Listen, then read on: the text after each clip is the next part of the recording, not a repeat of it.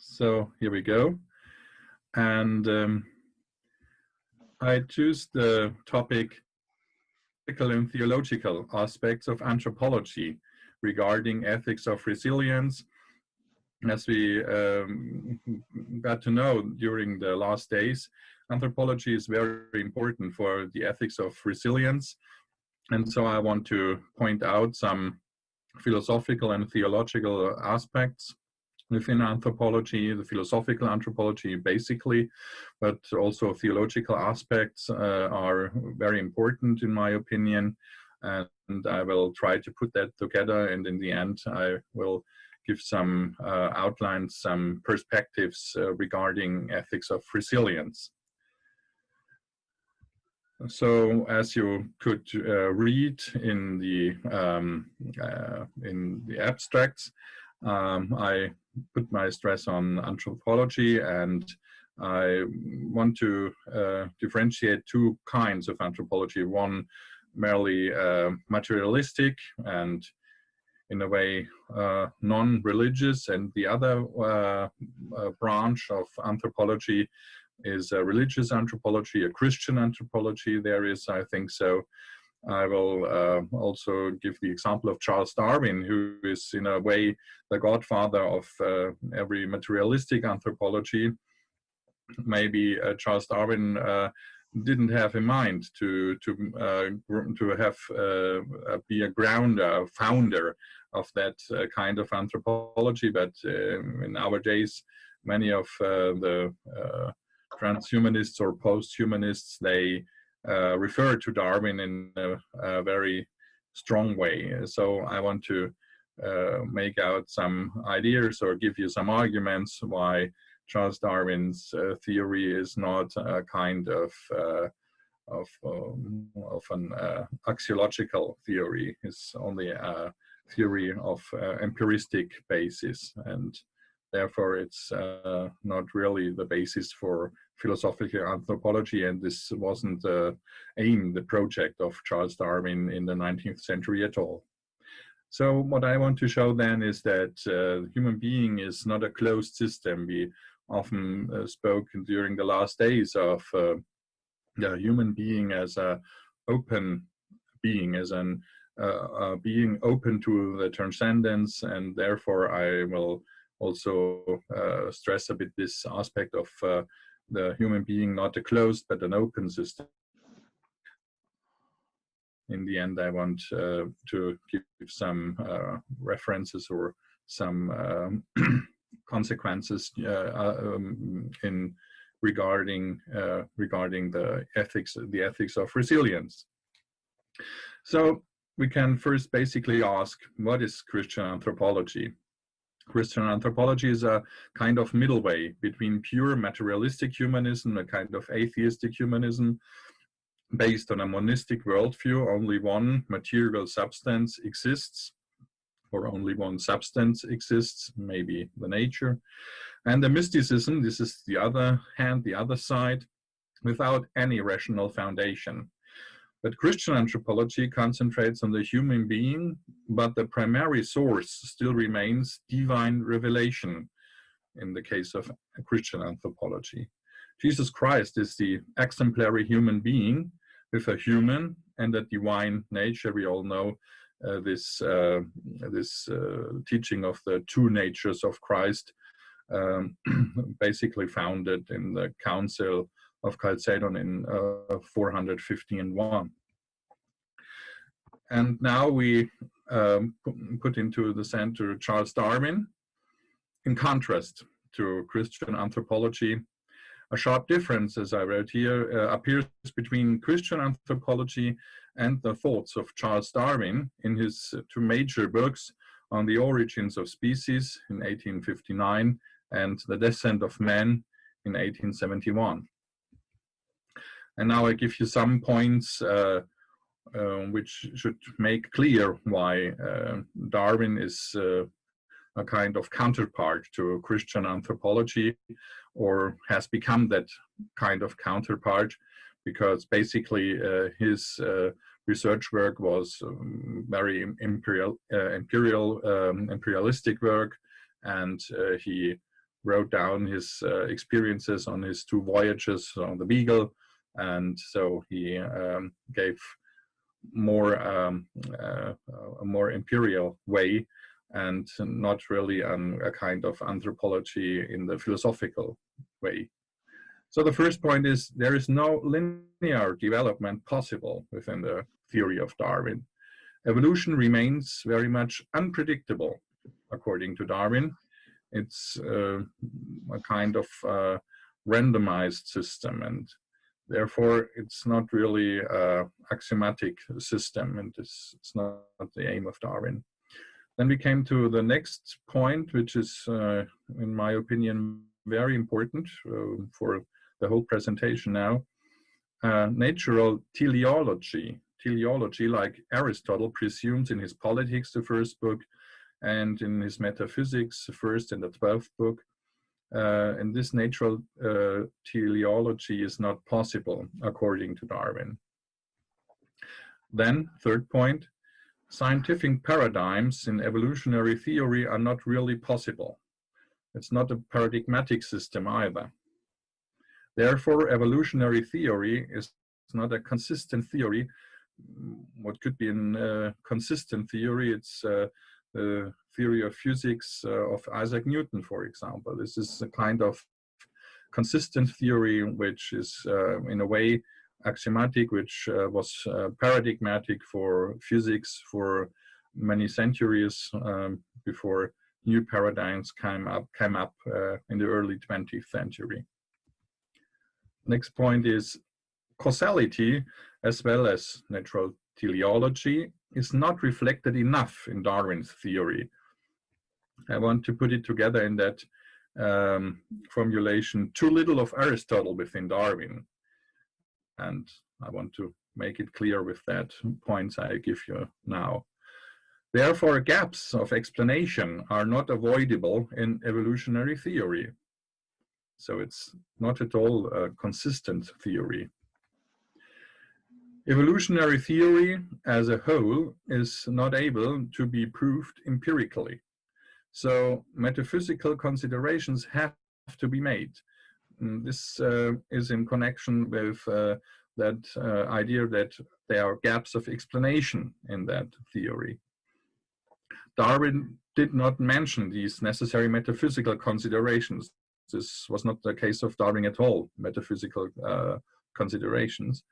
In contrast to later Sir Karl Raimund Popper, as you surely know, he was a very important philosopher of science in the 20th century, and he spoke of evolutionary theory as a metaphysical one, because he was aware of that explanatory gaps within that theory, and therefore there is a kind of metaphysical branch within a part of metaphysics within evolutionary theory, like the questions of being, the questions of origin, the questions of foundations, ground and reason, and all that. And Darwin didn't have in mind these questions because he was very concentrated on his empirical work. And the last point in this section, one last epistemological problem within the theory of Darwin is that one should not take chance or random distribution as main principles for evolution. Otherwise, chance plays a quasi-transcendental role and makes it problematic to find proper answers to epistemological questions on the beginning and the end of being and its evolution. This is the point I started to make now, that many questions on being, the beginning, ground and reason and all that, and also the last aim and questions like that, these questions are, in my opinion, very well reflected within Aristotle's philosophy, as I pointed out, and these points have to be made within a consistent theory, let's say, of evolution, and therefore metaphysical considerations have to be made. And if you put on the place of metaphysics the reflection of principles is meant by metaphysics in this context. If you put chance or random distribution on that position, it's not possible to give consistent theory. Another point are the differences between humans and animals. Also, these aspects are important for philosophical anthropology, because it has to make clear the positions of animals and humans, not to have a kind of saying that humans are better or are more worthy or anything. That's not the point, but to make clear that they are specific difference between humans and animals.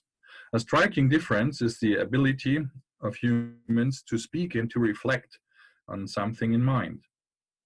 Animals have often a voice. Aristotle speaks of phone in his first book of the Politics. In order, they have that phone, that voice, the animals, to express a certain feeling, grief or joy, or to give a warning. But they do not have a speech in order to reflect on something or to discuss with each other. Also in his Politics, Aristotle characterizes the human being as a being with mind and speech. Also in the first book of his Politics, he wrote, Logon de monon anthropos eche ton zoon. But the human is the only animal with the ability to speak and to think. As well as the human being is a political being by nature. Physei politikon zoon, also in the first books of Politics. Human beings can achieve their nature only in the city, according to Aristotle, in the polis, where they can use their mind and their ability to speech to each other. Some more differences between animals and human beings. Animals build groups only for the organization of their lives, not for cultural purpose. As far as humans can consider it, they lack a sense of the beauty. This is an important point, to have that sense of beauty and enjoying without any interest, according to Immanuel Kant's critique of the power of judgment, first part in the paragraph 5 and 6. Maybe there are some animals like dolphins, which maybe have that idea of the beauty when they regard the sun or anything. There is some consideration about dolphins, as far as I know. So maybe there is something overlapping with persons, with a kind of personality, but this has to be reflected more and more in sciences. And another point regarding Darwin theory now is the encyclical Humani Generis from the year 1950. Pope Pius XII pointed out in numbers 5, 6, and 35 to 7 that Darwin has given a hypothesis on natural processes in his theory, but not the full explanation of human evolution, which is not continual. And this explanation of human beings and their evolution, they include, and this is the next point, some missing links. And so we now switch from animals now to the anthropogenesis, and there are some missing links, some gaps remaining, and these gaps within the theory of anthropogenesis can possibly be a metaphor for openness, maybe. And if humans understand themselves as creatures, the human openness is directed to the transcendent, directed to God.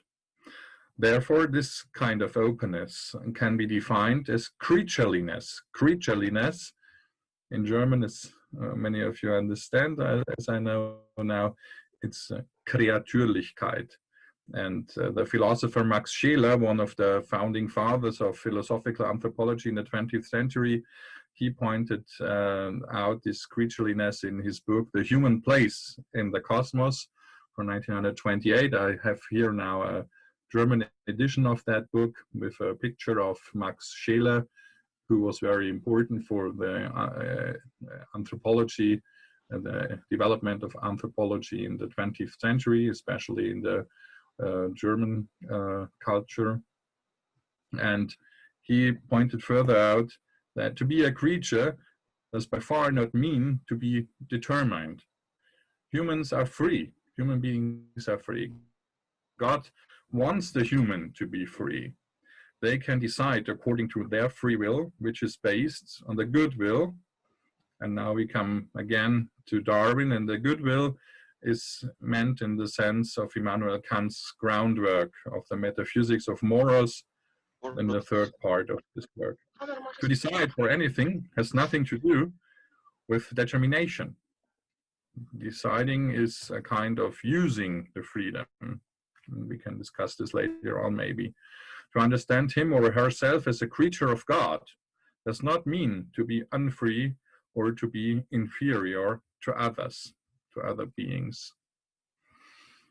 And another point which shows, in my opinion, that a Christian anthropology and theological anthropology is important is the kind of Christian existentialism.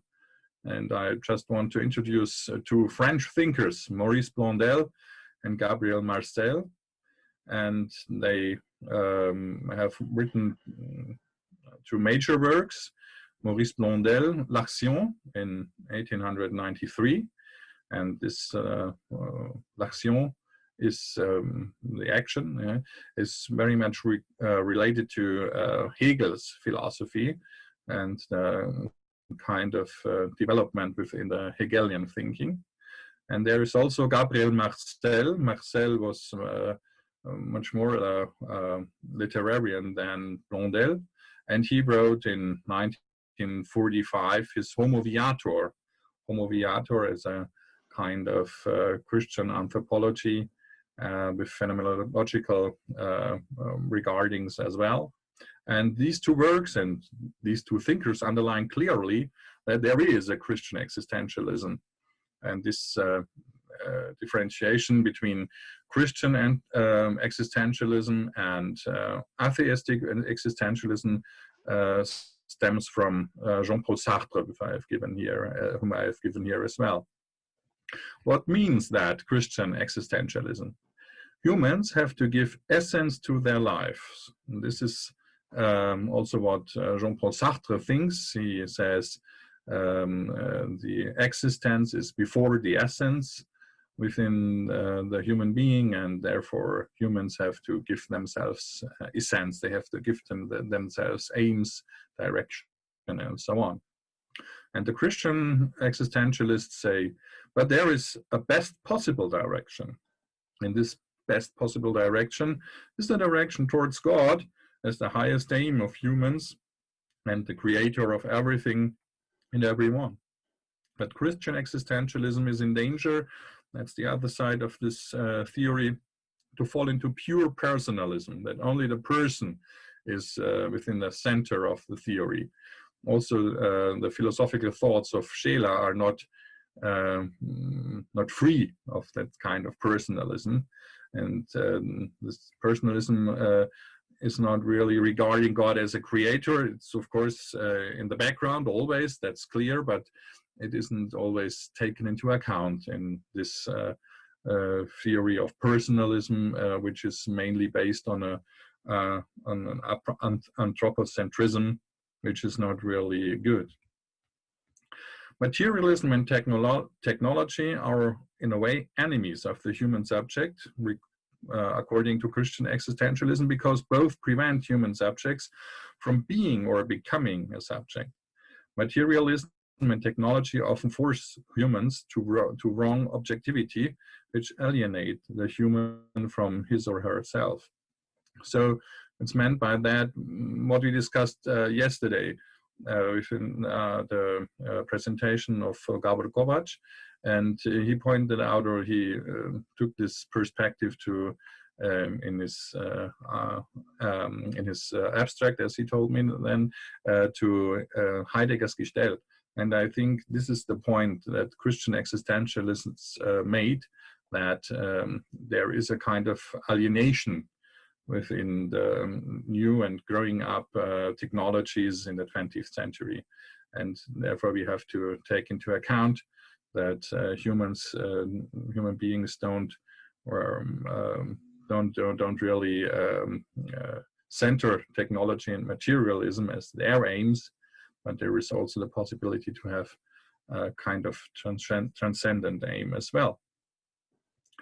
Now we came up to Christian humanism. There is also an idea of Christian humanism within the 20th century, and we remain with French thinkers, which were very fruitful in the 20th century as a kind of response to existentialist theories coming up from Jean-Paul Sartre especially, and other French thinkers.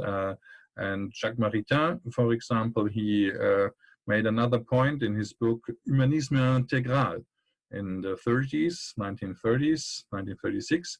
And the English translation is a kind of interesting title, True Humanism, humanism respecting the truth. It came out in 1970. And Maritain proves that humanism is possible with a Christian faith. And now I give you a quotation of Jacques Maritain, who wrote in his book on humanism, quote, "The new humanism, which has in it nothing in common with bourgeois humanism," this means a saturated humanism, "and is all the more human since it does not worship man, but has a real and effective respect for human dignity and for the rights of human personality. I see as directed towards a socio-temporal realization of that evangelical concern for humanity which ought not to exist only in the spiritual order, but to become incarnate, and towards the idea of a true brotherhood among men." So I think this is a very important and crucial citation, end of quote now. Why is it that way? Because you have, on the one hand, the ideas of humanism, the ideas of the importance of philosophical anthropology, and on the other hand, this perspective to evangelical concerns, like Maritain points out in this quotation. And this is a new direction. It's a new direction towards Christian anthropology, with Jesus Christ as a kind of explanatory human being, as a kind of explanatory being, as I pointed out in the beginning of my presentation. And there is another perspective within the thinking of Jacques Maritain. It's the kind of Christian democracy. Yeah, there is also Christian democracy possible, even though there is the sovereignty within the people, but they can also be directed towards the transcendent, towards God. And this idea of Christian democracy, Christian democratic movement, is also based in these ideas of Jacques Maritain. And these thoughts were very important after the Second World War. He worked it out in the 30s, but then in the 40s and 50s, it was very important for the founding of the new Europe, the idea of a Christian democratic movement in Italy, French, Germany, you know that, with Adenauer, Schumann, and so on. They were the founding fathers of a new Europe. And with a new Europe, we have now also Slovenia, other countries as a Europe together. And this is very important, as I think, because when I grew up, Europe was very much concentrated to the West. We had that Iron Curtain, as you know, and it's very good to have now away this Iron Curtain. We have to build up this common house of Europe. And we are still building, even if there are some decades ago when the Iron Curtain falls down, 30 years about, we heard yesterday. but in the end, we are still on the way, and I hope we will come to a good end. So back to Christian humanism and Jacques Maritain. In true humanism, Maritain further shows that you cannot live as an atheist. Atheism expresses itself by an anthropocentrism, which leads to a tragedy of humanism. As Maritain points out, it's a kind of tragedy because it's a decapitated humanism. As in a way, also Voegelin speaks of that decapitation of the transcendent, the decapitation of metaphysical principles. And furthermore, Maritain clarifies that human beings are related to the transcendent, similar as Scheler, he seeks for the concrete position of the creature for God. And the transcendent is for Maritain, with no doubt, the Christian God, the Trinity, the God of love, and what is more, love itself, as the first letter of St. John teaches us in the 4th chapter, verses 8 and 16.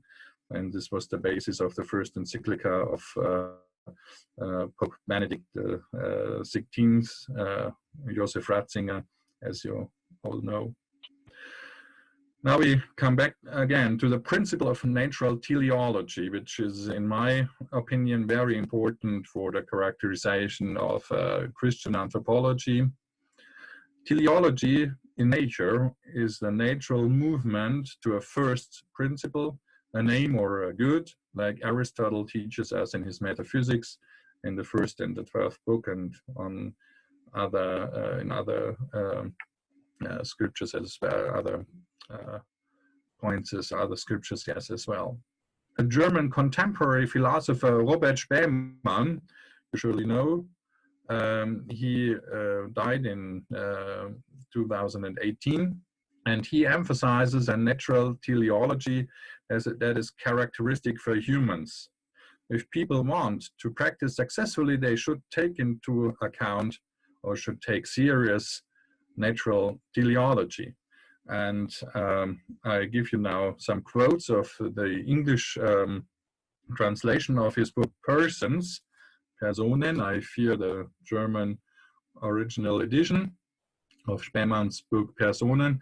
Spemann has also published a book on natural goods, on natural teleology, and is the question for what, die Frage wozu. He published this book in the 80s, and in the 1996, I think, he brought out this book Persons, which is, in my opinion, a very central work within the thinking of Robert Spemann. The other is Glück und Wohlwollen, as you maybe know. Now we have a look at Personen, persons, and the subtitle is very important in this work. The difference between someone and something. The difference between someone and something, this is the main theme of that book, Persons, of Robert Spemann. So he pointed out in his work, quotation, but once we have to do with teleological structures, we encounter malfunction, the failure to accomplish ends, and from that point on, nature is in principle relevant to morality. Relevant to morality, this is a very important point for Spemann. He said that we can gain these principles of moral actions within the idea of natural rationality. Yeah, the rationality which is in the structures of nature, in the structures of being. And if we research for that structures, we also have guidelines for moral actions. So there is a link between natural philosophy, or philosophy of nature in a metaphysical way, and ethics, moral philosophy for Spemann. And he goes on with the next quotation: the story of how the person was demolished is the story of the demolition of life, which again is all one with the demolition of natural teleology. So if you lose, end of quote, if you lose natural teleology, you lose again the idea how human life can be in a natural way successful, how you can live according to nature. And this is very important for our times in this pandemic. So now we come also to that aspects as well. When we ask ourselves, in what way shall we live? How have we to live? And therefore, this orientation on natural structures is, in my opinion, a very good answer, a very good strategy to come to that idea how we should live properly. And furthermore, Spemann clarifies that teleology transcends secular aims. They are more than secular aims, this natural teleological aims.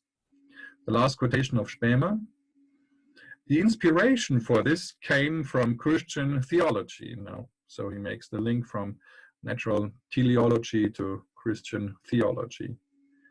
He goes on, the argument we have seen developed by many 20th century authors. And we can take into account also Maurice Blondel, he was in the 19th century, but also Gabriel Marcel, for example, I think so. Spemann goes on, orientation to an end means anticipation, but anticipation implies consciousness. The aim was not the arrows, but the marksman's. Whenever we meet the phenomenon of something aimed, we must look out for what aimed it. And there are structures of final causation in the world in the premise of a proof of God's existence. End of quote. So what Spemann points out here is that we have to make up our lives. We have to give a project for our life, or projet, like Sartre tells us. But on the other hand, we have to choose very clearly what aim we regard, what aim we are looking for.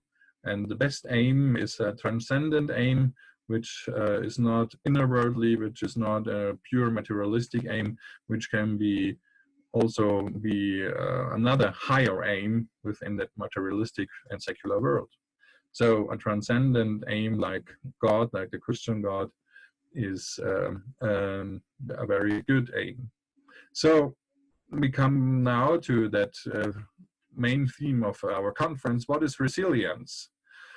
Some reflections on that, and then I want to show you some consequences coming out of that considerations on anthropology which I've given to you by now.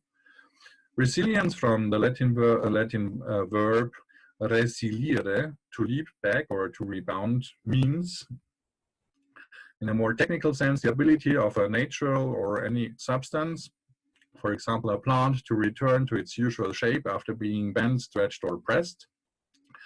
Then the ability, for example, of a person to be happy, successful, etc., again after something difficult or bad has happened. We have heard this in the last days as well, these ideas, but I just want to put it together now.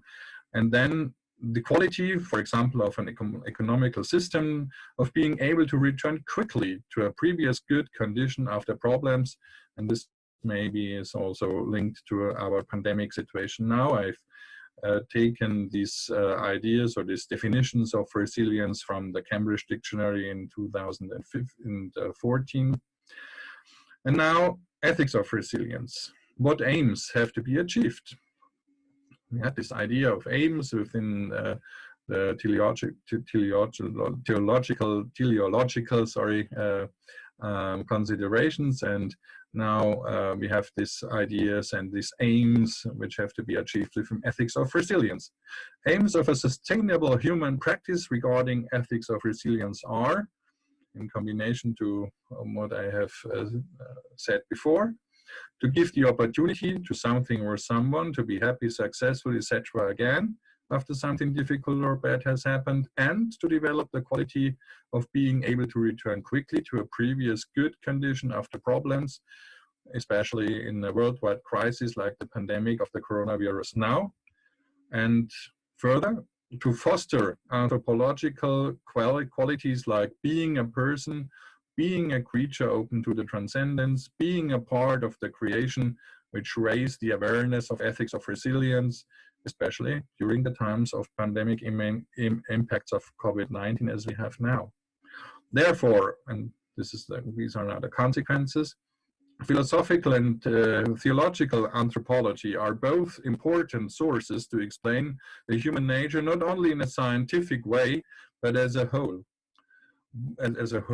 But both kinds of anthropology are an appropriate basis, as I think, for ethics of resilience, which allows the human being to achieve his or her natural aim or good according to natural law and the Holy Scripture. So we have these two traditions. On the one hand, philosophical tradition with natural law coming up from ancient Greek philosophers, the Stoic thinkers, and so on, and the Holy Scripture on the other hand. So we have Jerusalem and Athens together, and these sources are important to have a broader idea of what anthropology is, and this, I think, could be a very good basis, a very good source for ethics of resilience, and to give some solutions even to problems we have now with the pandemic.